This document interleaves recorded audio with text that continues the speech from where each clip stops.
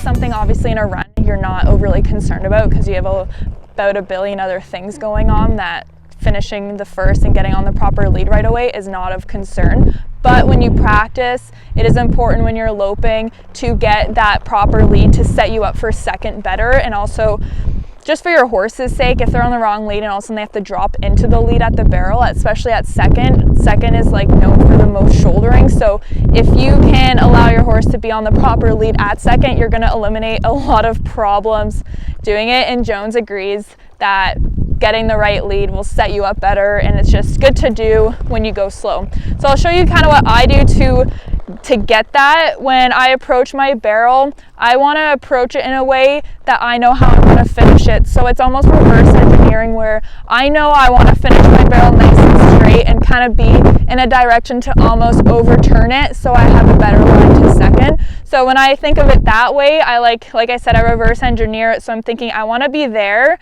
How can I get there in the best and most efficient way? So when I'm going up to first, Jones doesn't want to go straight, but we want to go nice and straight and then begin our turn. So even still, like I said, with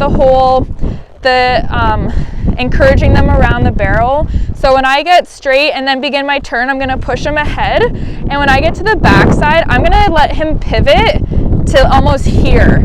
And this is kind of how I want him to pivot a little, like, especially when you go slow, you overemphasize things. So when I want him to pivot there, he's going to be facing like this, and then I just kind of straighten him up, and that is allowing him a better chance of kind of popping up onto that other lead. If they don't pick it up right away, it's not a huge deal. All you really want to do is, there's a few different options, but I just really just like to overturn my first, maybe get them to drop down to a trot, and then allow them to pick it up. If they don't pick it up, literally you can finish turning it and then do a nice big circle at a lope on the left lead and then go down a second. So literally it's whatever you think you're gonna do best with. Like, so if I'm like,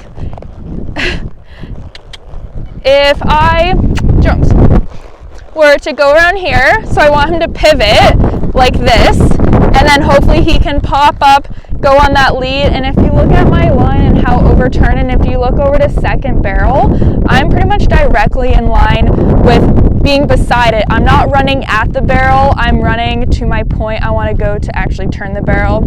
Again, another key thing, look where you want to go. I'm looking and driving beside the barrel, not at the barrel, because we do not want to run into it. So I find just kind of that approach helps. And like I said, so if you want to really instill that left lead out of first, overturn it and then come here and do a few left circles and get that left lead, and then continue down and keep him on that lead over to the second barrel. So that's kind of, I don't get too technical and concerned with it, but definitely if you're doing a slow lope, I will make sure I have the proper lead, and I think you should as well, just for your horse's sake, and also it'll help you with second barrel so they're not dropping into the turn and swapping. So let me know what you thought of that, and if you have any questions about it, just let me know.